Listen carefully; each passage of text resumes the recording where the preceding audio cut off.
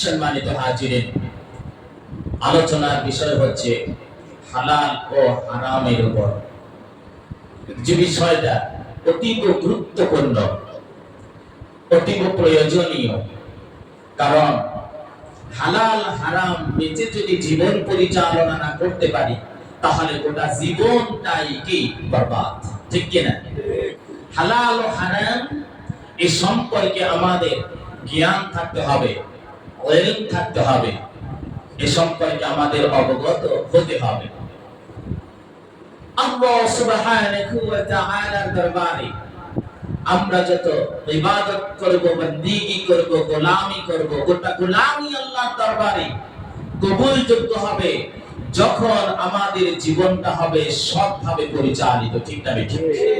হালাল হালাল উপায়ে উপার্জিত সম্পদ ভোগ যখন করতে পারবো, তখনই আল্লাহর দরবারে আমাদের ইবাদত আর বন্দেগী সরাসরি কবুল আর মঞ্জুর হয়ে যাবে। ভাইরা, আল্লাহ সুবহানাহু ওয়া তাআলা যেহেতু পবিত্র, সেহেতু তিনি কবুল করেন সবকিছু হতে হবে তা পবিত্র। ভাইরা, বৈধ হালাল উপার্জনের উপর নির্ভর করা ও অবৈধ হারাম উপার্জন বর্জন করা প্রত্যেক মুসলমানের জন্য এটা ফরজ ইবাদত। আপনাকে অবৈধতাকে বর্জন করতেই হবে, বৈধটাকে আপনাকে আমাকে গ্রহণ করতে হবে। ভাইরা, কোরআন আর হাদিসের আলোকে আল্লাহ সুবহানাহু ওয়া তাআলা কুরআনুল কারীমে রাসূলুল্লাহ সাল্লাল্লাহু আলাইহি ওয়াসাল্লাম হাদিসে পাকে যথেষ্ট পরিমাণে এই হালাল ও হারামের উপরে গুরুত্ব দিয়েছেন, ডকুমেন্টস রয়েছে। তো এত রেফারেন্স দেওয়ার পিছনে একটাই কারণ, শুধুমাত্র যাতে করে আল্লাহর বান্দা আমরা সৎ উপায় জীবন পরিচালনা করতে পারি। হালালের উপরে আমাদের যাতে গুরুত্ব আসে, আর হারামকে বর্জন করার মতো মন মানসিকতা তৈরি হয়, হারামের প্রতি যাতে ঘৃণা আসে। আর এজন্যই হালাল ও হারামের উপরে এতটা গুরুত্ব আরোপ করেছে কোরআন আর সুন্নাহ। ভাইরা, আল্লাহ সুবহানাহু ওয়া তাআলা ওই সুগ্রন্থ মহাগ্রন্থ নাজিলকৃত কিতাব কুরআনুল কারীমের সূরাতুল মুমিনুন 51 নম্বর আয়াতে কারিমা আপনাদের সামনে প্রথমত আমি উপস্থাপন করেছি, যেখানে আল্লাহ তাআলা বলতে চান, বিসমিল্লাহির রাহমানির রাহিম, ইয়া আইয়ুহার রাসূলু কুলু মিনাত তাইয়্যিবাতি ওয়া'মালু সালিহান ইন্নী বিমা তা'মালুনা আলীম। আল্লাহ তাআলা রাব্বুল আলামিন রাসূলদেরকে উদ্দেশ্য করে বলেছেন, এখানে রাসূল ব্যবহার করেছেন। রাসূলের বহু বচন হচ্ছে রাসূল। সমস্ত রাসূলদেরকে উদ্দেশ্য করে আল্লাহ তাআলা রাব্বুল আলামিন বলেছেন। আর রাসূলদেরকে একত্রিত অবস্থায় বলার মানে হচ্ছে প্রত্যেক নবীরা শামিল, আর প্রত্যেক উম্মতে মুহাম্মাদি আল্লাহর বান্দারাও শামিল। ওয়ামার ভাই, যদি এখানে রাসূলদেরকে উদ্দেশ্য করে আমার আল্লাহ বলেছেন, কিন্তু এখানে আমাদের একটি বিষয় জানা প্রয়োজন। সমস্ত নবীরা রাসূল নয়, কিন্তু সমস্ত রাসূলরা নবী। বুঝতে পারছেন কিনা? সমস্ত রাসূলরা নবী না, কিন্তু প্রত্যেক রাসূলরা হচ্ছেন নবী। যে সমস্ত নবীদের উপরে আল্লাহ তাআলা রাব্বুল আলামিন কিতাব নাযিল করেছেন, যে সমস্ত নবীদের উপরে আল্লাহ তাআলা রিসালাত প্রেরণ করেছেন, রিসালাত প্রাপ্ত, চিঠি প্রাপ্ত, বার্তা প্রাপ্ত, সংবাদ প্রাপ্ত, কিতাব প্রাপ্ত, ওই সমস্ত নবীরা হচ্ছেন রাসূল। আমার ভাইরা, তাই এখানে রাসূলদেরকে উদ্দেশ্য করে বলেছেন। আর রাসূলদেরকে উদ্দেশ্য করার মানে হচ্ছে, কারণ রাসূলরা হচ্ছেন নিষ্কলুষ, নবীরা হচ্ছেন গুনাহমুক্ত, যাদের জীবনে কোনো ত্রুটি নাই, বিচ্যুতি নাই, যাদের জীবনে কোনো গুনাহ নাই, যাদের জীবনে কোনো পাপ নাই, যাদের জীবনে কোনো ভুল নাই। ও আমার ভাইরা, আল্লাহ তাআলা রাব্বুল আলামিন তাই রাসূলদেরকে বুঝালেন যাতে করে গোটা দুনিয়ার মানুষ সজাগ হয়ে যায়। কারণ রাসূলদের বেলায় যদি আমার আল্লাহ এমন কথা বলে, আমরা কোথায় আছি? ভাইরা আমার, বন্ধুরা আমার, অনেক সময় এমন একটা কথা বলা হয়, এমন একটা কাজ করা হয়, যেই কাজের দ্বারা সবচেয়ে বড় শক্তিধর যদি না রাখা হয়, পরবর্তী যারা আছে সবাই সজাগ হয়ে যায়। ঠিক না ঠিক? আল্লাহ তাআলা রাব্বুল আলামিন রাসূলদেরকে উদ্দেশ্য করে বললেন, ইয়া আইয়ুহার রাসূল কুলু মিনাত তাইয়্যিবাত। আল্লাহ তাআলা বললেন, হে রাসূলগণ, তোমরা পবিত্র বস্তু হতে তোমরা আহার করো। কুলু মিন তাইয়্যিবাত, পবিত্র বস্তু থেকে কুলু, আহার করো, খাও। সাথে সাথে বলে দিলেন, ওয়া আমালু সলিহান, আর সৎ কর্ম করো। ভাইরা আমার, নবীদের জীবনে যা কিছু করেছে সবই তো সৎ। ঠিক না ঠিক? রাসূলদের জীবনে যা কিছু করেছেন সব কিছু সৎ, সব কিছু উত্তম, সব কিছু ভালো, সব কিছু কল্যাণময়, সব কিছু পরোপকারময়। আল্লাহ তাআলার নির্দেশ ছাড়া, আল্লাহ তাআলা রাব্বুল আলামিনের হুকুম ছাড়া নবী আর রাসূলরা একটা পা পর্যন্ত, কদম পর্যন্ত সামনে পিছনে আগায় নাই। সম্মানিত হাজিরিন, তাই আল্লাহ তাআলা রাব্বুল আলামিন রাসূলদেরকে উদ্দেশ্য করে বললেন, হে আমার রাসূলগণ, তোমরা ভালো বস্তু থেকে তোমরা আহার করো, পবিত্র বস্তু থেকে আহার করো, আর তোমরা সৎকর্ম করো। আল্লাহ তাআলা রাব্বুল আলামিন সাথে সাথে বলে দিলেন, ইন্নী বিমা তা'মালুনা আলীম।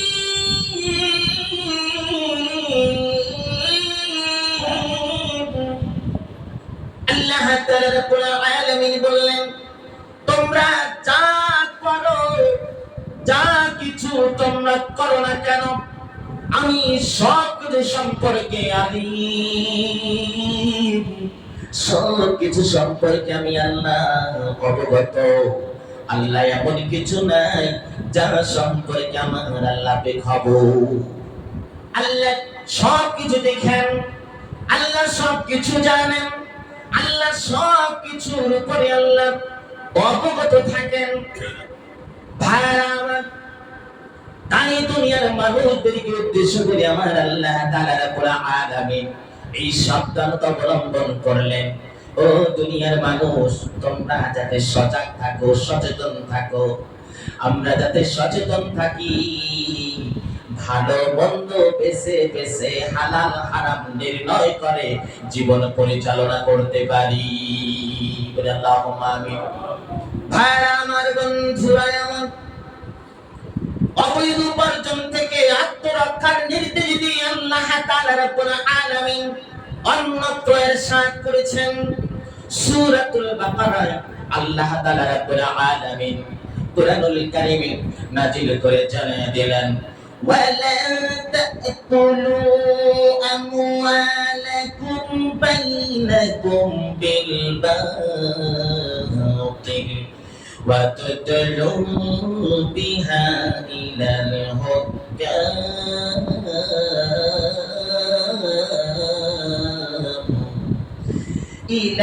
الْحُكَّامِ لِتَأْكُلُوا فَرِيقًا مِنْ أَمْوَالِ النَّاسِ بِالْإِثْمِ وَأَنْتُمْ تعلمون।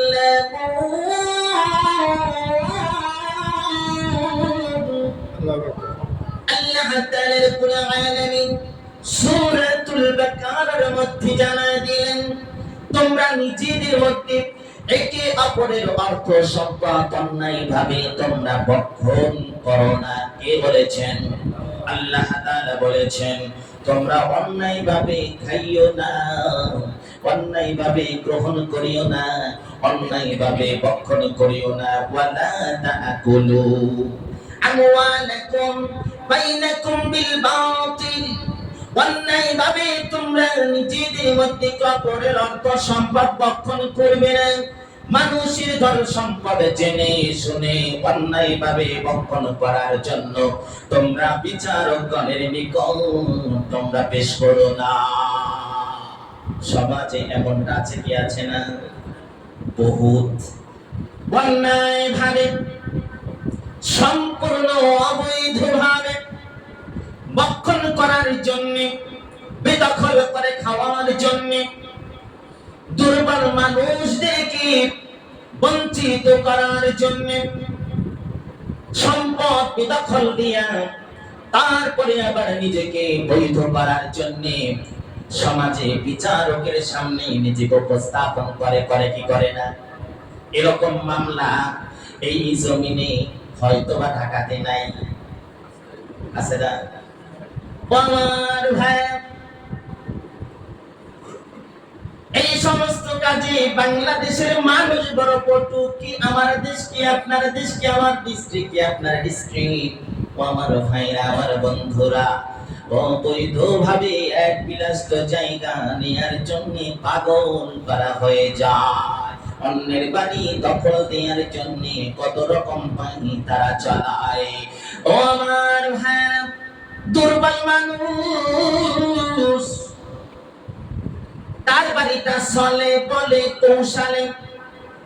আমার শক্তি আছে, রাজনৈতিক শক্তি, আমার শক্তি আছে বেশি শক্তি, আমার শক্তি আছে ধন সম্পদ, অর্থনৈতিক শক্তি, বিভিন্ন শক্তি প্রয়োগ করে, প্রশাসনিক শক্তি প্রয়োগ করে, অনেক বাড়ি জায়গা জমি দখল করে, কোটিপতি বনি চলে গেছে। এরকম সমাজে মানুষ আছে বহু, ঠিক না বেটি? অথচ আল্লাহ তাআলা বলেছেন অন্যের ধন সম্পদ জেনে শুনে অন্যায়ভাবে ভক্ষণ করার জন্য নিজেকে বিচারকের সামনে দাঁড় করাবে না, নিজেকে পেশ করবে না। সম্মানিত হাজিরিন, আল্লাহ তাআলা রাব্বুল আলামিন চোখে আঙ্গুল দিয়ে ধরে ধরে মানুষদেরকে বোঝাতে চেয়েছেন, তারপরেও আমরা বুঝতে চাই না। মনে হয় যেন আমাদের মৃত্যু হবে না, জবাবদিহিতার কাঠগড়ায় দাঁড়ানো লাগবে না। এরকম চিন্তা চেতনা ধ্যান আর ধারণা নিয়ে আমরা অবৈধ পন্থা অবলম্বন করে থাকি, ঠিক না বেঠি? অনেক হারাম আছে, এটা মনে হয় না যেন হারাম। অনেক হারাম আছে, মনে হয় জানো এমন ভাবে ভোগ দখল করে, এমন ভাবে ভক্ষণ করে, এমন ভাবে ব্যবসা পরিচালনা করে, না জানি এটা হালাল প্রক্রিয়া। বলি না ওযুবিল্লাহ। হালালকে হারামকে, হালাল মনে করিয়া, বৈধ মনে করিয়া যদি বক্ষণ করা হয়, ভোগ দখল করা হয়, তাহলে তাৎক্ষণিকভাবে তার ঈমানটা চলে যাবে। হারামকে হারাম মনে করতে হবে, হালালকে হালাল মনে করতে হবে। কোন রকম, কোনো ভাবে, কোনো ক্রমে হালালকে হারাম ভাবা যাবে না, কোন রকম হারামকে হালাল হিসাবে গ্রহণ করা যাবে। ভাইরা আমার, বন্ধুরা আমার, সম্মানিত হাজিরিন, যদি এমনটা কেউ মনে করেন সাময়িক সময়ের জন্য আপনি অবৈধ পন্থা অবলম্বন করলেন, আপনার জমি, আপনার বাড়ির বাউন্ডারি আপনি মনে করলেন এখন কোন রকম কাজ যেহেতু ধরবো, এখন যদি 6 ইঞ্চি 1 ফিট জায়গা যদি একটু বানিয়ে নিয়ে যায়, কারণ সামনের জায়গা, পাশের জায়গা খালি আছে, পরে আর পারা যাবে না, এরকম মনে করে করে দেখা গেল বাউন্ডারি করার সময় 2, 4, 5 ইঞ্চি 6 ইঞ্চি 1 ফিট আগায় নিল। জমিন চাষ করার সময় পূর্বের যে আইন ছিল, সীমানা ছিল, চাষ করার সময় নাঙ্গলের যে ফাল রয়েছে, ওই নাঙ্গল একটু ঘুরিয়ে দিয়ে যদি কোন রকম 6 ইঞ্চি 1 ফিট জায়গা আনা যায়, তাহলেই তো জমিন বেড়ে গেল। কোদাল দিয়ে কুপিয়ে কুপিয়ে সমাজে বহুত আছে এরকম করে, তার জমি বৃদ্ধি করে, করে কি করে না? ভাইরা আমার, বন্ধুরা আমার, কিছু সময়ের জন্য দুনিয়ায় থাকবো রে ভাইরা, এমন সময় স্বপ্নের মতো, এই সময় সুযোগকে যদি এমনটা গ্রহণ করে গো মুসলমান, কি অবস্থাটা হবে? আল্লাহর নবী বলেছেন, আল্লাহর নবী বলেছেন, মান আকাদা শিবিরান মিনাল আরদি যুলমান বিগাইরি হাক্কিহি ফাইন্নাহু ইউতাওয়াকুহু ইয়াওমাল কিয়ামাহ মিন শাবরিন আরদিন। নবীজি মুহাম্মদ রাসূলুল্লাহ সাল্লাল্লাহু আলাইহি সাল্লাতু ওয়াসসালাম হাদিস কানা ইমাম বুখারী শরীফে তিনি স্থান দিয়েছেন। বুখারীর বর্ণনায় দেখতে পাই আল্লাহর নবী বলেছেন, যে ব্যক্তি অন্যায়ভাবে জুলুম করে, 1 বিঘা পরিমাণ জমি জবরদখল করে, গ্রহণ করে, অবৈধ পন্থা অবলম্বন করে, কিয়ামতের দিন আল্লাহ তাআলা রাব্বুল আলামিন শক্ত পৃথিবী সহ সেই জমিন তার গলায় বেড়ি বেঁধে দিবে, বলি না আউযুবিল্লাহ। এখানে সাবঈ আরাদিন বলেছেন, শক্ত জমিন, শক্ত জমিন, প্রথম জমিন, তারপরে আর একটা জমিন, তারপরে আর একটা দুনিয়া, তারপরে আর একটা দুনিয়া, এমনি করে করে শক্ত জমিন পর্যন্ত এক বিলাস্ত করে চলে যাবে। তারপরে সেই গোটা জমিন আপনার ঘাড়ের উপরে দিয়ে দিবেন কুদরতি ভাবে। কে পারবেন কি পারবেন না? আল্লাহর এই শক্তি আছে কি আছে না? সম্মানিত হাজিরিন, শক্ত জমিন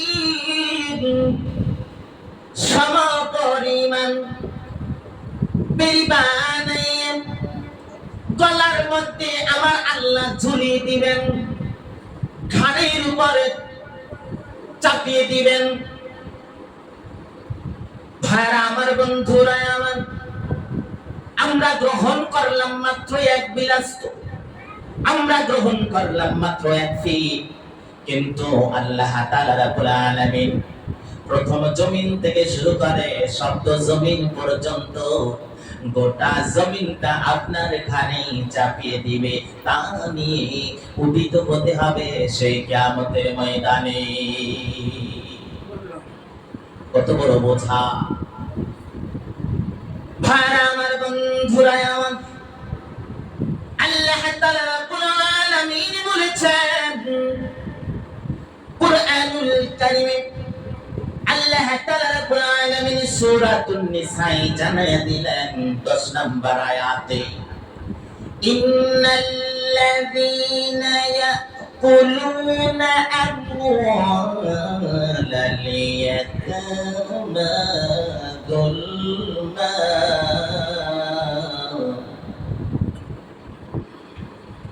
إنما يأكلون في بطونهم نارا في بطونهم نارا وسيصلون سعيرا।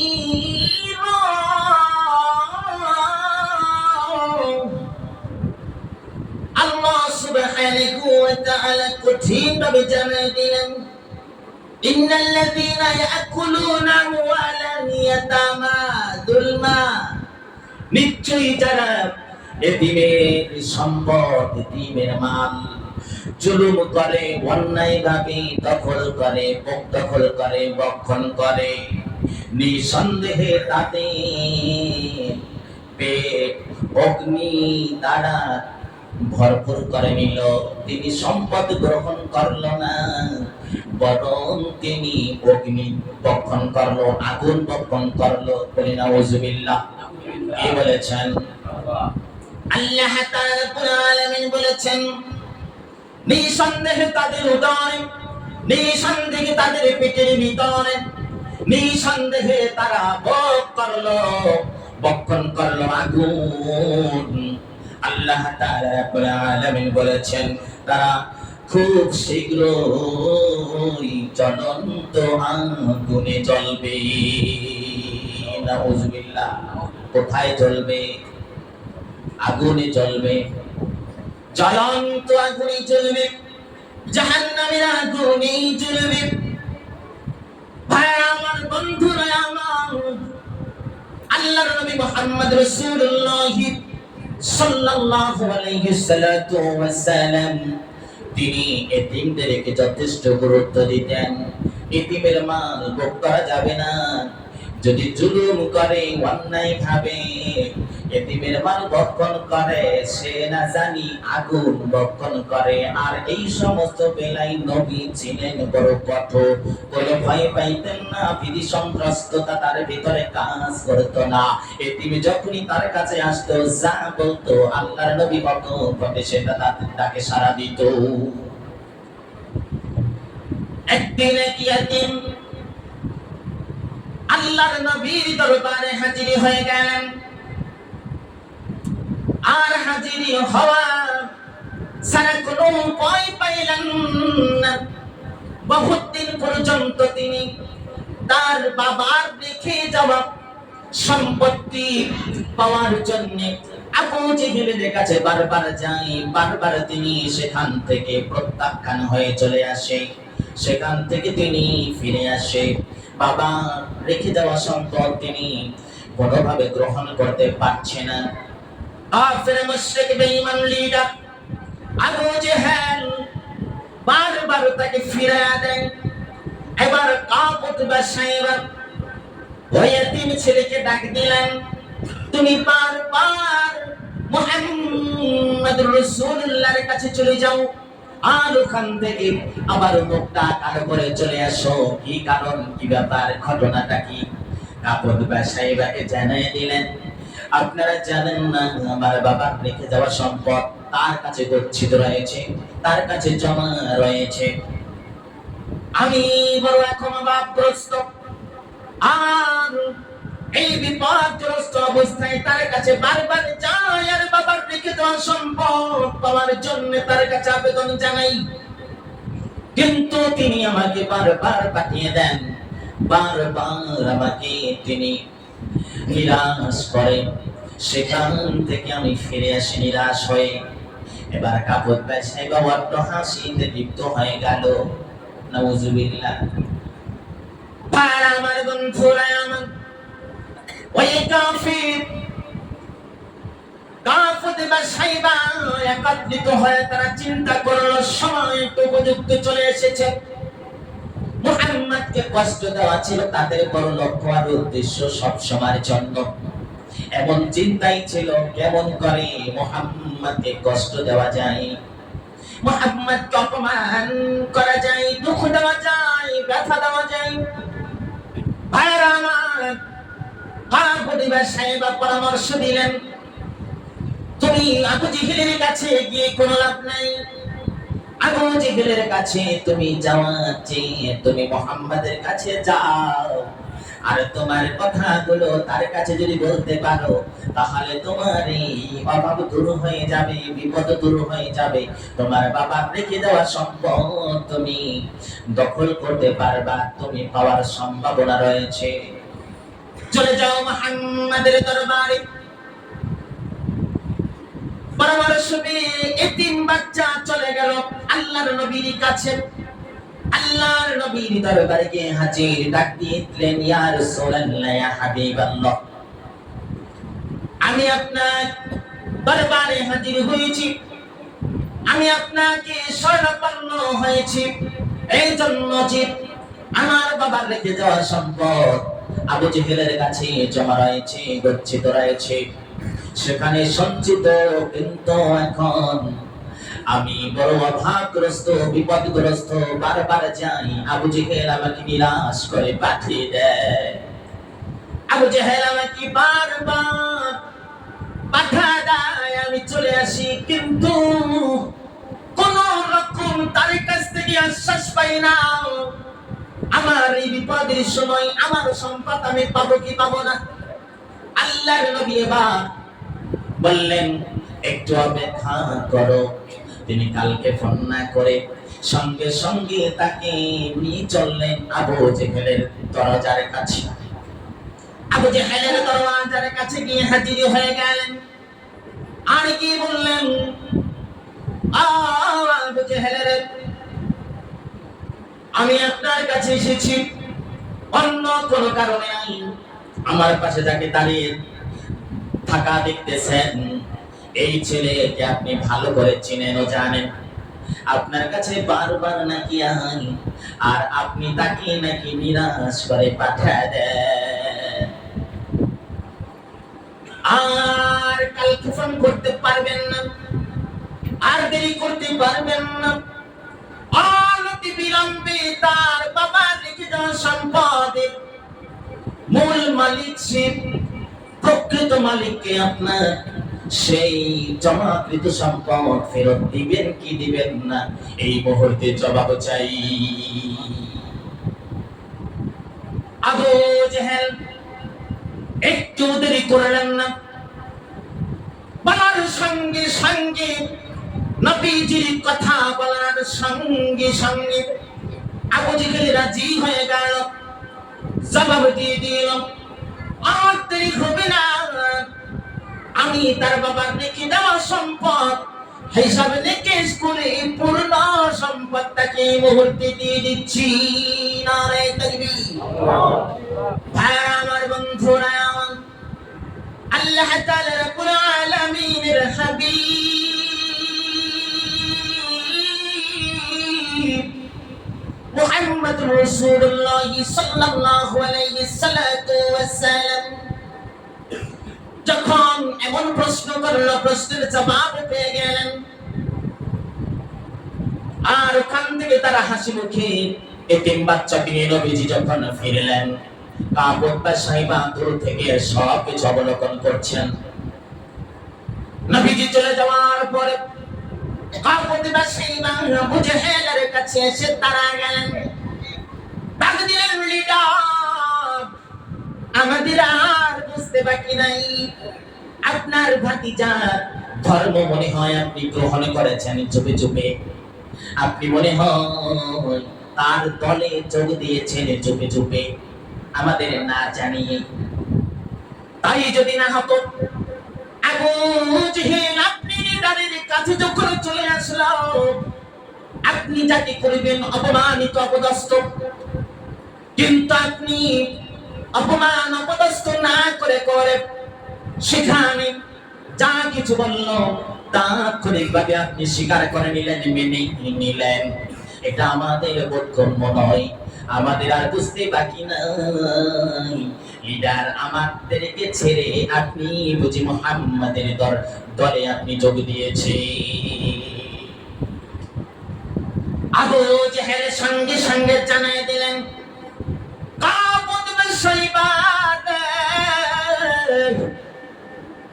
আমি যা দেখেছি তোমরা তা দেখো নাই। যখন মুহাম্মদ তিন বাচ্চাকে নিয়ে আমার সামনে হাজির হয়ে গেল আর আমাকে যখন কথা বলল, আমি আবু জেহেল বের হয়ে যখন তাকালাম মুহাম্মাদের দিকে, তখন আমি মুহাম্মদ আর তিন বাচ্চা দেখি নাই, শুধু তাদের দুইজনকে দেখি নাই, আমি দেখতে পাইলাম মুহাম্মদ রাসূলুল্লাহ। উদ্দেশ্য করে বললেন, আমি মুহাম্মাদের দুই কাঁধে এমন দুইজন দেখতে পাইলাম যারা তীর আমার দিকে তাক করে আছে, আর তাদের অবস্থা, তাদের যেই সিম্পটম আমি দেখতে পাইলাম, তাদের যে অবস্থা আমি দেখতে পাইলাম, আমি আবু জেহেল যদি মুহাম্মাদের কথা না মেনে নিতাম, মুহাম্মাদের কথা যদি নাই শুনতাম, মুহাম্মদ তা যদি নাই দিতাম, তাৎক্ষণিকভাবে ওই তীর আমি আবু জেহেলের কাছে নিক্ষিপ্ত হয়ে আমি আবু জেহেল বিদায় হয়ে যেতাম। আমি বিদর সন্ত্রস্ত হয়ে আমি মুহাম্মাদের কথা তাৎক্ষণিকভাবে মেনে নিয়েছি। জোরে সরে বলি আল্লাহু আকবার। ভাইরা আমার, বন্ধুরা আমার, আল্লাহ তাআলা রব্বুল আলামিন তাই এতিমদেরকে বড় গুরুত্ব দিয়েছেন। আল্লাহর নবী এতিমদেরকে বড় কদর করেছেন, বড় স্নেহ করেছেন, মমতা দিয়েছেন, আদর করেছেন। ও আমার ভাইরা, তাই এতিমের কোন রকম জুলুম করা যাবে না, এতিমের প্রতি কোন রকম অবিচার করা যাবে না, অন্যায় ভাবে হারাম উপায় অবলম্বন করা যাবে না। শুধু এতিম নয়, কোন ক্রমে কোন ভাবে কোন বিষয়ে হারাম গ্রহণ করা যাবে, কোন রকম যাবে না। কারণ আল্লাহ তাআলা রব্বুল আলামিন কুরআনুল কারীমে আল্লাহ তাআলা নাযিল করে জানিয়ে দিলেন, ওয়াইলুল লিল মুতাফফিফিন।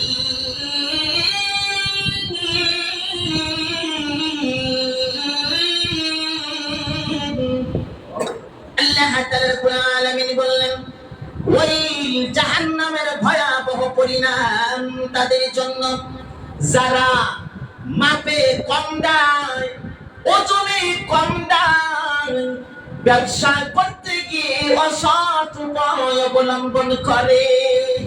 অসৎ উপায় অবলম্বন যারা করে, আল্লাহ তাআলা রব্বুল আলামিন বলেছেন, ওয়াইল নামক জাহান্নামের ভয়াবহতা তাদের জন্য অপেক্ষা করছে।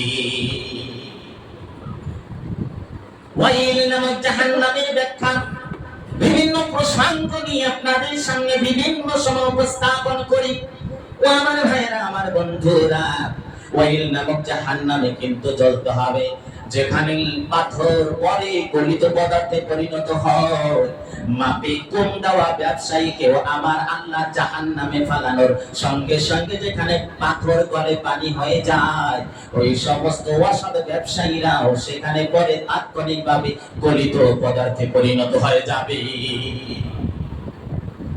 এখন যে যারা সিন্ডিকেট ব্যবসা করছে, মাল মজুদ রেখে বাজারের চাহিদা বাড়ানো, এমন অবস্থা সৃষ্টি করে মালের দাম বাড়াচ্ছে, জনগণকে কষ্ট দিচ্ছে, না বিশ্বাস পরিস্থিতির শিকার হচ্ছে। এই যে আপামর জনতা যেমনটা করে বড় বেশি হারাম দ্রব্য মূল্য ঊর্ধ্বগতির কারণে যারা করতেছে, সে যেই হোক না কেন, স্পষ্ট তারা জাহান্নামী হারাম উপায় অবলম্বনের কারণে। সম্মানিত হাজিরিন, আমার ভাইয়া, আমার বন্ধুরা, অথচ যদি সৎভাবে ব্যবসা করা যায়, নবীজি বলেছেন আমি নবীর সাথে তিনি জান্নাতে থাকবে সৎ ব্যবসায়ী। দুইটা আঙ্গুল একত্র করে দেখায় দিলেন, এই যে দুইটা আঙ্গুল একত্র করে দেখায় দিলাম, আমি আর ওই সৎ ব্যবসায়ী জান্নাতের মধ্যে একইভাবে বসবাস করব। জোরে সরে বলে সুবহানাল্লাহ। সম্মানিত হাজিরিন, তাই ধোঁকা দেওয়া যাবে না, ফাঁকি দেওয়া যাবে না। নবীজি বলেছেন মান গাশশানা ফালাইসা মিন্না, যে ব্যক্তি আমাদেরকে ফাঁকি আর ধোঁকা দিবে, ফাঁকি দিবে, ধোঁকা দিবে, প্রতারণার পথ অবলম্বন করবে, আমাদের সাথে কোনো সম্পর্ক নাই, নবীর সাথে কোনো সম্পর্ক নাই। আর নবীর সাথে যদি সম্পর্ক না থাকে, জান্নাত পাওয়ার কোনো সম্ভাবনা নাই। আছে আছে আছে, নবীর সাথে যদি সম্পর্ক না থাকে, তার জান্নাতে যাওয়ার কোনো সুযোগ নাই, যাবে তো দূরের কথা, ঘ্রাণটুকু পাওয়ার কোনো সম্ভাবনা নাই।